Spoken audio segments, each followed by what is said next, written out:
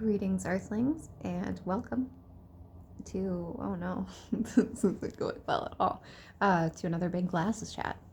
Uh, we're in the hotel, obviously. Welcome, welcome. It's loud out there and up there, and pretty much everywhere. I really hope that I brought my noise machine. I don't know if I did. It would be a bad night, I think. But I think I could probably figure something out. But at any rate, welcome. Hello. Um, I didn't really plan anything for this video. I was just like, you know what? I want to make one. I would like to make a video. Um, and I would like to make a video, and I would like to talk. And I don't know if I'm ready to like actually talk to people in person or like through text or anything. That sounds like way too real. So it's easier to just to speak out like this. And then I don't know, that just makes me feel better just to like get it out.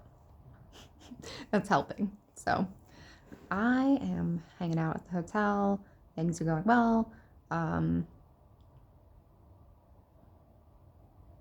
I'm watching Candace Owens right now. Well, I was, and then my grandma called, and then we had a very strange conversation, and then it's just been paused on my screen ever since, and I don't know if she's live still, but I don't care. But I've never really watched a Candace Owens stream because, I mean, um, so. I was watching Owen Schroyer earlier because I do enjoy Mr. Downer.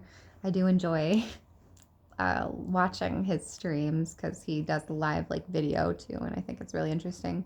Because like the big names never. Dan John Bongino did. He kept his live feed going during his breaks, but they don't do that very often. I imagine they pause and then they're just screaming at an editor or a producer, Mr. Producer. They're just yelling. They're just profanities, anger, throwing things even, so they can't really show that. That would show a different kind of person than they want to project. So yeah, that's Owen Schroyer is the most political that I get.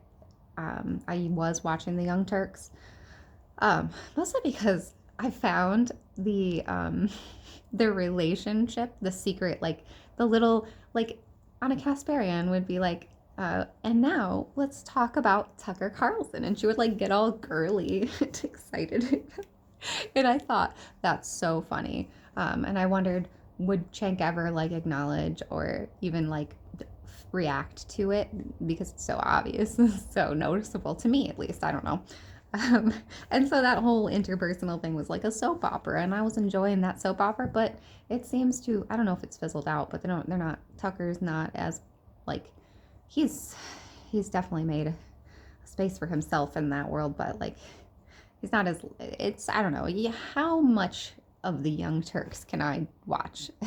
I don't think I can do that much. That's just too much. So I stopped watching them.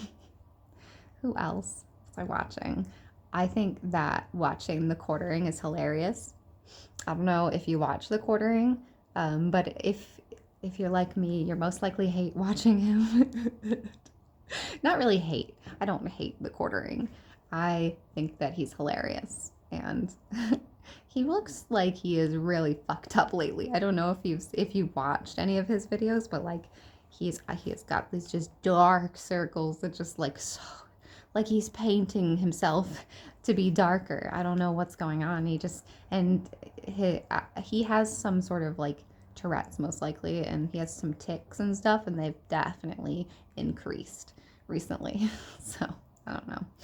So I watched that because it's really funny to see how he will twist and jump through hoops to make sure that Trump looks good at the end of whatever news article he's talking about. It's really funny. So I've been watching that. That's good. Oh, but mostly I do myself, and I don't know if it's a disservice, but it feels like it probably is. But I watch Disney adults on the internet, on YouTube.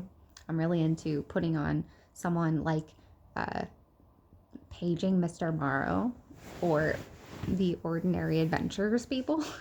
Of like throwing their names out like you care, but um, but I'll put them on um, because I would never go to Disney. It's too expensive. It's too crowded. I don't want to wait in lines that long. I've been to Kings Island. Like I went to Kings Island 7 times in 1 year. I have been to theme parks, and I've been to much better theme parks than Disney. So I'm not really interested in actually going. What I am interested in is prices of food items and wait times, and like seeing what these people will endure in order to like maintain this certain fantasy of going to Disney and it being magical and stuff. It's really, really interesting to me. Um, and for a while, YouTube was like recommending me random, very small YouTubers for like 1 to 2 view kind of people. And I loved that. I have a collection of those people like a crazy person. But I should I share them? Probably not. That's not good. Um, so I like the strange, weird people with like 1 or 2 views, and that's what I gravitate towards. But YouTube stopped showing me that stuff recently. So it's really hard to find, and I really loved that it was just being given to me. I liked that. Um, so I don't know. I haven't. Mostly what I've been doing like very recently is pre-Code Hollywood movies, like from the 30s and stuff. It's very strange. Uh, some of the things that they say, very strange. When you like when you hear them, like you understand, you know that like that's the time period. That's what. But you're like, oh my god, I can't believe it. So when you hear someone sing the original version of Eeny, Meeny, Miny, Mo, it's just jarring. So, but that's on YouTube. That's like uncensored on YouTube, so you can just watch those. And so that's something that YouTube is useful for. Thank you, YouTube, for something. um, this has just been a talk about the YouTube channels that I watch. That's really fun. The big glasses chats don't always have to be like big. Small glasses chats, we have to swap them out. Next year, when I get new glasses, I'll get really small ones, and we'll have. I gotta go.